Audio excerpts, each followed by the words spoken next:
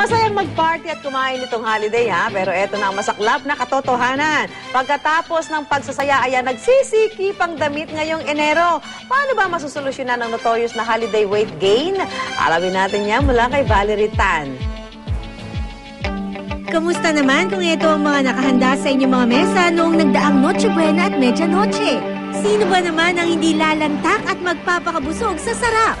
Pero pakiramdam mo ba ay tumaba ka o nagdagdag ng timbang matapos ang holidays? Pwes, Kape at Balita is here to the rescue! Para po sa inyo dyan na walang gamit sa bahay o sobrang busy, eto po yung workout na para sa inyo. Ang tawag dito, 4-minute workout. Binubuo po ito muna ng jumping jacks, squats, push-ups at lunges. Kailangan gawin ng bawat exercise na ito 10 repetitions per exercise at kailangan pa ulit-ulit lamang gawin hanggang matapos o maubos ang 4 minutes. Kapag ginawa niyo po ito araw-araw, tihadong makakatulong ito sa inyong pagpapapayat. From our fitness instructors, i-memorize mo na ang mga basic moves na simple na at practical pa to do every day. Start your workout with 10 counts of jumping jack. Isunod ang pag-squat kasama na ang palakpak. Gawin din ito ng 10 beses. To activate your muscles, gawin din ang 10 push-ups. At panghuli, i-stretch ang magkabilang hita ng tig 10 counts. Ulit-ulitin lamang yan hanggang mabuo mo ang 4 na minuto. O diba?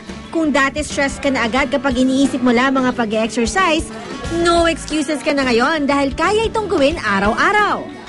Siyempre, hindi ko rin naman pinalampas ang libreng session with our fitness coaches. Upgraded na rin daw ngayon ang ilang exercise gamit ang ilang tools na hindi lang Upgraded na rin daw ngayon ang ilang exercise gamit ang ilang tools na hindi lang para sa pagpapapayat, kundi para maging fit ang ating mga katawan. First up, the Bosu Squat. Aakalain mong madali lang magbalanse sa bilog na tuntungan na ito na kung tawagin ay Bosu. At dahil porsadong iyong katawan na makapagbalanse, siguradong ang muscle coordination mo ay gagana. Pag mas marami kasing challenge, mas maraming muscle yung mag-activate. Medyo mas madali naman ang suspended chest press. Ililipat mo lang ang bigat ng iyong katawan sa strap na ito. At yan, na-exercise mo na ang iyong mga braso at likuran. Sabi ng ating coaches, hindi na kailangan bumili ng particular strap kung may mahanap kang tali na may kakabit sa kisame na pwedeng sumuporta sa iyong katawan.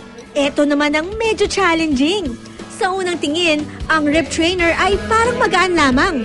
Pero mabigat ito at umaabot sa 7 pounds.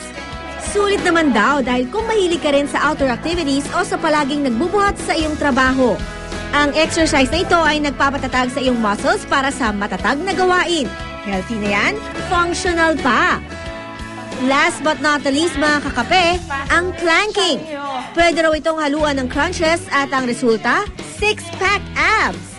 Gamit lang din ang strap, ilulusot mo lang yung mga paa rito at gagawa ng crunches na hindi bababa sa 4 na minuto. Mapapaganda rin daw nito ang posture o tindig ng iyong katawan. Sa konting minuto kada araw para sa ehersisyo, hindi mo na poproblemahin ng timbang, may kokondisyon mo pa ang iyong katawan. Our body deserves a treat. Worry no more sa diet tuwing holiday season and start the year right sa pagpamper sa ating katawan in a natural way. Gaya na lamang ng ating mga exercise ngayong umaga.